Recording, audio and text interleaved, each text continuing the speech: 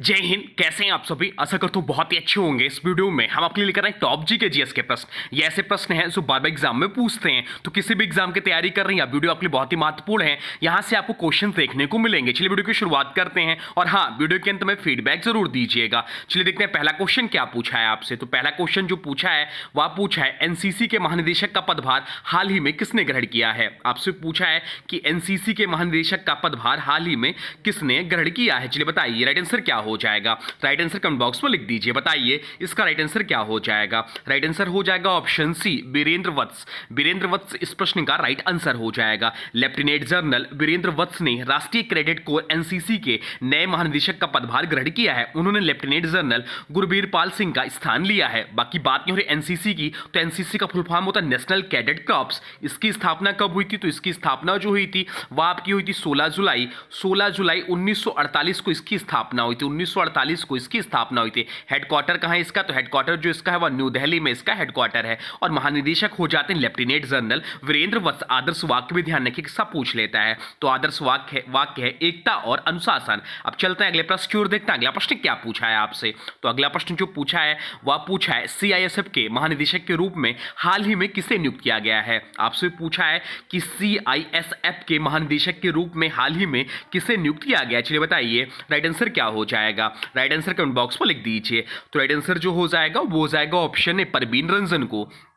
1993 batch के IPS अधिकारी परवीन रंजन को केंद्रीय औद्योगिक सुरक्षा बल सीआईएसएफ के महानिदेशक के रूप में नियुक्त किया गया है। उन्होंने आरएस भट्टी का स्थान लिया। बाकी बात यह हो रही सीआईएसएफ की, तो इसका फुल फॉर्म होता है सेंट्रल इंडस्ट्रियल सिक्योरिटी फोर्स। स्थापना कब हुआ था सीआईएसएफ का? तो इसकी स्थापना जो हुआ था वह हुआ था आपका 10 मार्च 1969 को इसका स्थापना हुआ था। हेडक्वार्टर कहाँ है? तो इसका हेडक्वार्टर जो है वह इसका भी न्यू दिल्ली में है। मुख्यालय हो जाता है नई दिल्ली में। महानिदेशक हैं परवीन रंजन साहब। अब चलते हैं अगले प्रश्न की ओर, देखते हैं अगला प्रश्न क्या पूछा है आपसे। अगला प्रश्न जो पूछा है वह पूछा है बीसीसीआई द्वारा किसे भारतीय वनडे टीम का कप्तान बनाया गया है। आपसे पूछा है कि बीसीसीआई द्वारा किसे भारतीय वनडे टीम का कप्तान बनाया गया है। चलिए बताइए राइट आंसर क्या हो जाएगा। राइट आंसर कमेंट बॉक्स में लिख दीजिए। तो राइट आंसर जो हो जाएगा वो हो जाएगा ऑप्शन बी, शुभमन गिल। शुभमन गिल इस प्रश्न का राइट आंसर हो जाएगा। क्रिकेटर शुभमन गिल को रोहित शर्मा के स्थान पर भारतीय क्रिकेट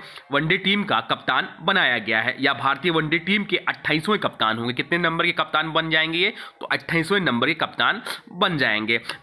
पहले वनडे टीम के कप्तान कौन थे? तो पहले वनडे टीम के जो कप्तान थे वो अजीत वाडेकर साहब थे। बाकी बात हो रही बीसीसीआई की, तो इसकी स्थापना जो हुई थी बीसीसीआई की जो स्थापना हुई थी वह हुई थी आपकी 4 दिसंबर 1928 को इसका स्थापना हुआ था। हेडक्वार्टर इसका कहाँ है? तो इसका जो हेडक्वार्टर है वह आपका मुंबई में है। मुंबई में इसका हेडक्वार्टर है। वर्तमान समय में अध्यक्ष कौन है? या तो इंपॉर्टेंट है, तो अध्यक्ष जो हो जाते हैं वह मिथुन मन्हास है। मिथुन मन्हास वर्तमान समय में बीसीसीआई के अध्यक्ष हैं। अब चलते हैं अगले प्रश्न की ओर, देखते हैं अगला प्रश्न क्या पूछा है आपसे। तो अगला प्रश्न जो पूछा है बहुत ज्यादा इंपॉर्टेंट प्रश्न है। Sanae Takaichi. आपसे पूछा है कि साने ताकाइची को किस देश की पहली महिला प्रधानमंत्री के रूप में चुना गया है। चलिए बताइए राइट आंसर क्या हो जाएगा। राइट आंसर कमेंट बॉक्स में लिख दीजिए। तो राइट आंसर जो हो जाएगा वो हो जाएगा ऑप्शन बी, जापान। इस प्रश्न का राइट आंसर हो जाएगा। साने ताकाइची को जापान की पहली महिला प्रधानमंत्री के रूप में चुना गया, इसलिए यह प्रश्न बहुत ज्यादा इंपॉर्टेंट हो जाता है।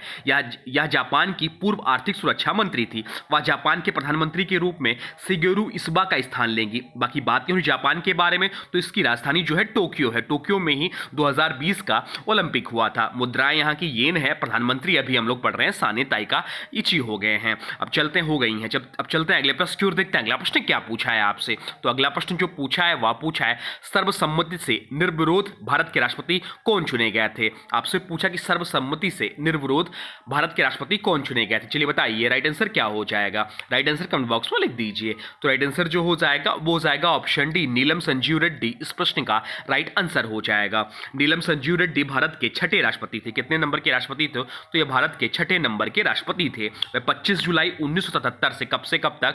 तो 25 जुलाई 1977 से 25 जुलाई 1982 तक ये इनका पदभार रहा है। यह भारत के एकमात्र राष्ट्रपति हैं जिन्हें सर्वसम्मति और निर्विरोध चुना गया था। 1977 के राष्ट्रपति चुनाव में इनके विरुद्ध किसी भी उम्मीदवार ने नामांकन दाखिल नहीं किया, इसलिए इन्हें स्वतः निर्वाचित घोषित किया गया। वह पहले लोकसभा अध्यक्ष भी रह चुके थे। बाकी विकल्पों की बात करें तो के आर नारायण 1997 में राष्ट्रपति चुने गए, डॉक्टर एस राधाकृष्णन 1962 में राष्ट्रपति बने और डॉक्टर एपीजे अब्दुल कलाम भी 2002 में निर्वाचित हुए थे, पर उनके विपक्ष में भी लक्ष्मी सहाय थी। अब चलते हैं अगले प्रश्न की ओर, देखते हैं अगला प्रश्न क्या पूछा है आपसे। अगला प्रश्न जो पूछा है वह पूछा है भारतीय संविधान का निम्नलिखित में से कौन सा अनुच्छेद कुछ मामलों में कार्य, शिक्षा और सार्वजनिक सहायता के अधिकार से संबंधित है। चलिए बताइए राइट आंसर क्या हो जाएगा। राइट आंसर कमेंट बॉक्स में लिख दीजिए। तो राइट आंसर जो हो जाएगा वो हो जाएगा ऑप्शन सी, अनुच्छेद 41 इस प्रश्न का राइट आंसर हो जाएगा। अनुच्छेद 41 भारतीय संविधान के राज्य के नीति निर्देशक तत्वों का हिस्सा है। वह राज्य को निर्देश देता है कि वह कार्य करने का अधिकार, शिक्षा का अधिकार तथा बेरोजगारी, वृद्धावस्था, रोग या अन्य अपंगता की दशा में सार्वजनिक सहायता प्रदान करने के उपाय करें। यह अनुच्छेद सामाजिक सुरक्षा और कल्याणकारी राज्य की भावना को प्रकट करता है।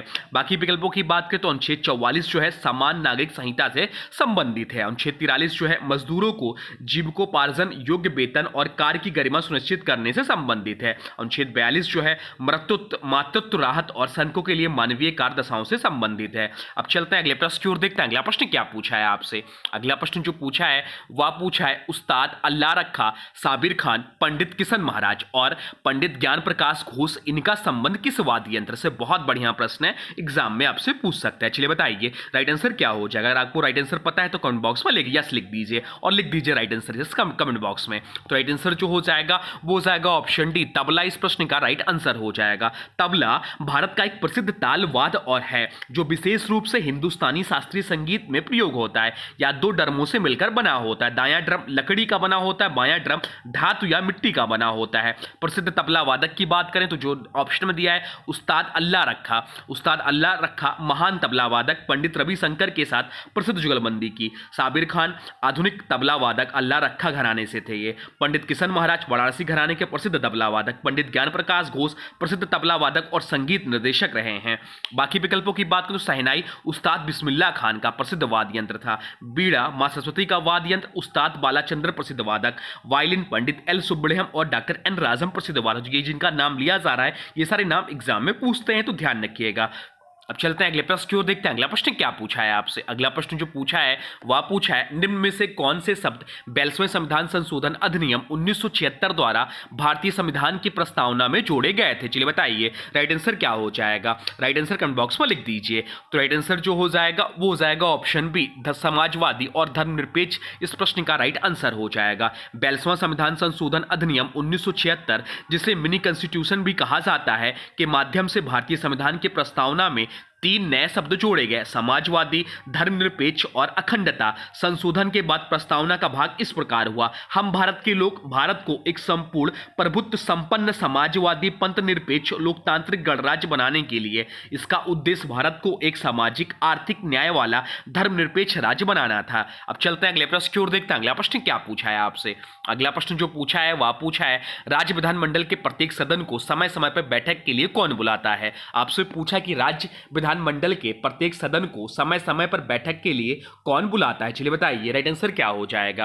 राइट आंसर कमेंट बॉक्स में लिख दीजिए। तो राइट आंसर जो हो जाएगा वो हो जाएगा ऑप्शन बी, राज्यपाल इस प्रश्न का राइट आंसर हो जाएगा। भारतीय संविधान के अनुच्छेद 174 के अनुसार राज्य के विधानमंडल के प्रत्येक सदन की बैठकें राज्यपाल द्वारा बुलाई जाती हैं। राज्यपाल यह सुनिश्चित करता है कि दो सत्रों के बीच 6 माह से अधिक का अंतर ना हो। राज्यपाल मुख्यमंत्री की सलाह पर सत्र बुलाने की तिथि तय करता है।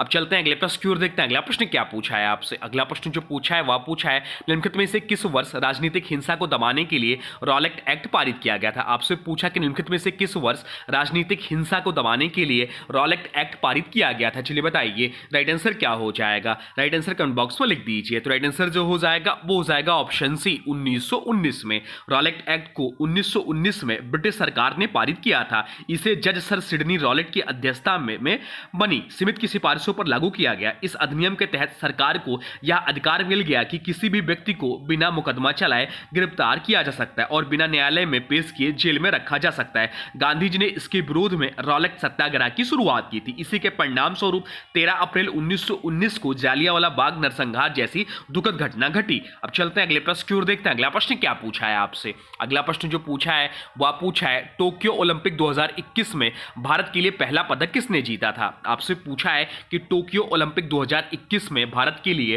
पहला पदक किसने जीता था। चलिए बताइए राइट आंसर क्या हो जाएगा। राइट आंसर हो जाएगा ऑप्शन ए मीराबाई चानू। इस प्रश्न का राइट आंसर हो जाएगा। टोक्यो ओलंपिक 2020 जो कोविड महामारी के कारण 2021 में आयोजित हुए में भारत का पहला पदक मीराबाई चानू ने जीता। उन्होंने महिलाओं के भारोत्तोलन प्रतियोगिता 49 किलोग्राम वर्ग में रजत पदक प्राप्त किया। यह भारत का ओलंपिक भारोत्तोलन में दूसरा पदक था। उसने पहले कर्णम मल्लेश्वरी ने 2000 सिडनी ओलंपिक में कांस्य पदक जीता था। मीराबाई चानू मणिपुर की खिलाड़ी हैं और उन्हें पद्म विभूषण व राजीव गांधी खेल रत्न पुरस्कार, जिसका नाम बदलकर अब मेजर ध्यानचंद खेल रत्न पुरस्कार कर दिया गया है, विषय से भी सम्मानित किया गया है। बाकी विकल्पों की बात करें तो पीवी सिंधु, उन्होंने बैडमिंटन में कांस्य पदक जीता। मैरी कॉम, उन्होंने बॉक्सिंग में भाग लिया लेकिन पदक नहीं जीता। नीरज चोपड़ा की बात करें तो उन्होंने भाला फेंक में स्वर्ण पदक जीता। भारत का पहला ओलंपिक एथलेटिक्स स्वर्ण, लेकिन यह बाद में आया। अब चलते हैं अगले प्रश्न की ओर, देखते हैं अगला प्रश्न क्या पूछा है आपसे।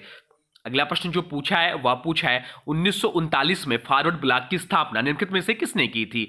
आपसे पूछा कि 1939 में फॉरवर्ड ब्लॉक की स्थापना निम्नलिखित में से किसने की थी। चलिए बताइए राइट आंसर क्या हो जाएगा। राइट आंसर कमेंट बॉक्स में लिख दीजिए। तो राइट आंसर जो हो जाएगा वो हो जाएगा ऑप्शन बी सुभाष चंद्र बोस। इस प्रश्न का राइट आंसर हो जाएगा। फॉरवर्ड ब्लॉक की स्थापना 3 मई 1939 को सुभाष चंद्र बोस ने की थी। उस समय वह भारतीय राष्ट्रीय कांग्रेस के अध्यक्ष थे। कांग्रेस के भीतर विचारधारात्मक मतभेदों के कारण, विशेष रूप से गांधी जी और नेहरू के साथ असहमति के चलते, उन्होंने कांग्रेस से अलग होकर संगठन बनाया। फॉरवर्ड ब्लॉक का मुख्य उद्देश्य था ब्रिटिश शासन को उखाड़ फेंकना, सामाजिक आर्थिक समानता और पूर्ण स्वतंत्रता का प्राप्त करना। बाद में सुभाष चंद्र बोस ने 1943 में आजाद हिंद फौज का गठन किया और जय हिंद तथा तुम मुझे खून दो मैं तुम्हें आजादी दूंगा जैसे नारे दिए। बाकी विकल्पों की बात करें तो चित्तरंजन दास सुभाष चंद्र बोस के गुरु थे। उन्होंने स्वराज पार्टी की स्थापना की 1923 में। जवाहरलाल नेहरू कांग्रेस के नेता थे।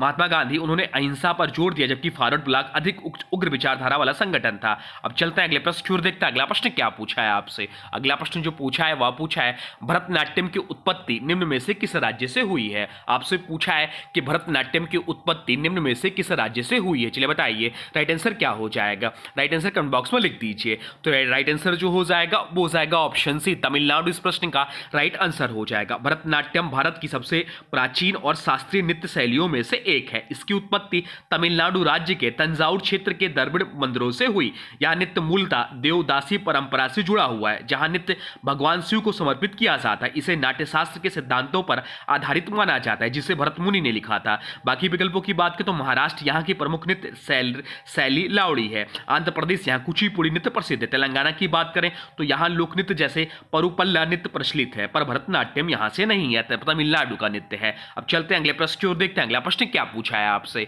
अगला प्रश्न जो पूछा है वह पूछा है भारतीय संविधान के किस अनुच्छेद में कहा गया है कि भारत की कोई भी नागरिक किसी अन्य राष्ट्र से कोई उपाधि स्वीकार नहीं करेगा। चलिए बताइए राइट आंसर क्या हो जाएगा। राइट आंसर हो जाएगा ऑप्शन बी अनुच्छेद 18(2) में कहा गया। अनुच्छेद 18 भारतीय संविधान के भाग 3 में मौलिक अधिकार के अंतर्गत आता है। यह समानता का अधिकार से संबंधित है। यह अनुच्छेद उपाधियों का उन्मूलन से संबंधित है। अनुच्छेद 18(1) जो है यह भारत सरकार द्वारा दी जाने वाली उपाधियों पर रोक लगाता है। अनुच्छेद 18(3) की बात करें तो यह विदेशी पद धारण करने वाले व्यक्तियों पर लागू होता है। अनुच्छेद 18(4) या उपहार या पद स्वीकृति पर प्रतिबंध लगाता है। अब चलते हैं अगले प्रश्न की ओर, देखते हैं अगला प्रश्न क्या पूछा है आपसे। अगला प्रश्न जो पूछा है वह पूछा है उच्च न्यायालय के मुख्य न्यायाधीश की अनुपस्थिति में राज्यपाल किसकी उपस्थिति में शपथ लेता है या प्रतिज्ञान करता है। इंपॉर्टेंट प्रश्न है, बताइए राइट आंसर क्या हो जाएगा। तो राइट आंसर जो हो जाएगा वो हो जाएगा ऑप्शन ए। ऑप्शन ए इस प्रश्न का राइट आंसर हो जाएगा। ऑप्शन ए इस प्रश्न का राइट आंसर हो जाएगा। उच्च न्यायालय के उपलब्ध वरिष्ठतम न्यायाधीश के भारतीय संविधान के अनुच्छेद 159 के अनुसार राज्यपाल अपना पद ग्रहण करने से पूर्व शपथ या प्रतिज्ञान लेते हैं। यह शपथ उच्च न्यायालय के मुख्य न्यायाधीश द्वारा दिलाई जाती है। यदि मुख्य न्यायाधीश अनुपस्थिति हो तो शपथ उच्च न्यायालय के उपलब्ध वरिष्ठतम न्यायाधीश द्वारा दिलाई जाती है। अब चलते हैं अगले प्रश्न की ओर, देखते हैं अगला प्रश्न क्या पूछा है आपसे। अगला प्रश्न जो पूछा है वह पूछा है प्रधानमंत्री जनधन योजना का नारा क्या क्या है? आपसे पूछा है कि प्रधानमंत्री जनधन योजना का नारा क्या है? चलिए बताइए राइट आंसर क्या हो जाएगा। राइट आंसर कमेंट बॉक्स में लिख दीजिए। तो राइट आंसर जो हो जाएगा वो हो जाएगा ऑप्शन सी, मेरा खाता भाग्य विधाता। इस प्रश्न का राइट आंसर हो जाएगा प्रधानमंत्री जनधन योजना की शुरुआत 28 अगस्त 2014 को प्रधानमंत्री श्री नरेंद्र मोदी द्वारा की गई थी। इसका उद्देश्य था प्रत्येक परिवार को बैंकिंग सुविधाओं से जोड़ना, वित्तीय समावेशन सुनिश्चित करना और हर व्यक्ति के पास बैंक खाता, बीमा, पेंशन और रुपे कार्ड जैसी सुविधाएं पहुंचाना। इस योजना का आधिकारिक नारा था मेरा खाता भाग्य विधाता, जो दर्शाता है कि बैंक खाता व्यक्ति की आर्थिक प्रगति और सशक्तिकरण का माध्यम है। अब चलते हैं अगले प्रश्न की ओर, देखते हैं अगला प्रश्न क्या पूछा है आपसे।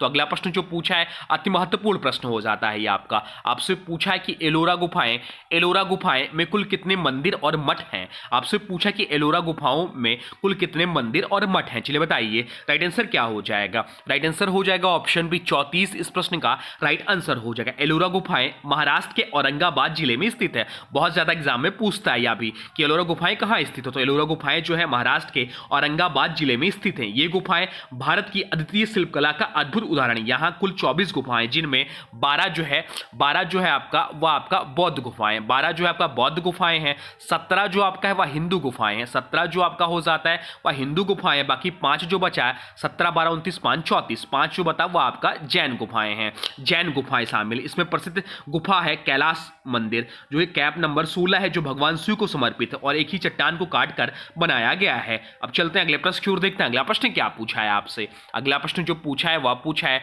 भारत की जनगणना 2011 के अनुसार निम्नलिखित में से किस धर्म की साक्षरता दर सर्वाधिक दर्ज की गई है। चलिए बताइए राइट आंसर क्या हो जाएगा। तो भारत की जनगणना 2011 के अनुसार विभिन्न धर्मों में जैन समुदाय की साक्षरता दर सर्वाधिक बताई गई है। किसकी? तो जैन। ऑप्शन इस प्रश्न का राइट आंसर हो जाएगा।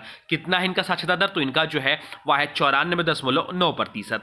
हिंदू की बात करें तो हिंदू का जो है वह आपका हो जाता है 73.3%। मुस्लिम की बात करें तो मुस्लिम का जो है वह है 68.5। और सिखों की बात करें तो इनका जो है वह है 75.4% साक्षरता दर है। तो सबसे अधिक जो है वह जैन का है। जैन का है 94.9%। उसके बाद जो आता है साक्षरता दर वह बौद्ध का है। बौद्ध का है 81.3% इनका साक्षरता दर है। जैन समुदाय शिक्षा, व्यापार और नागरिक जीवन में अत्यधिक सक्रिय हैं, जिसके कारण उनकी साक्षरता दर सबसे ऊंची है। अब चलते हैं अगले प्रश्न की ओर, देखते हैं अगला प्रश्न क्या पूछा है आपसे। अगला प्रश्न जो पूछा है वह पूछा है भारत में सरकार की संसदीय प्रणाली निम्न में से किस संसदीय सरकार के पैटर्न पर आधारित है। चलिए बताइए राइट आंसर क्या हो जाएगा। राइट आंसर कमेंट बॉक्स में लिख दीजिए। तो राइट आंसर जो हो जाएगा वो हो जाएगा ऑप्शन सी, ब्रिटेन। इस प्रश्न का राइट आंसर हो जाएगा। भारत की संसदीय शासन प्रणाली ब्रिटेन की वेस्टमिंस्टर मॉडल प्रणाली पर आधारित है। भारत ने ब्रिटिश संविधान से निम्नलिखित विशेषताएं अपनाई है। संसदीय प्रणाली का स्वरूप,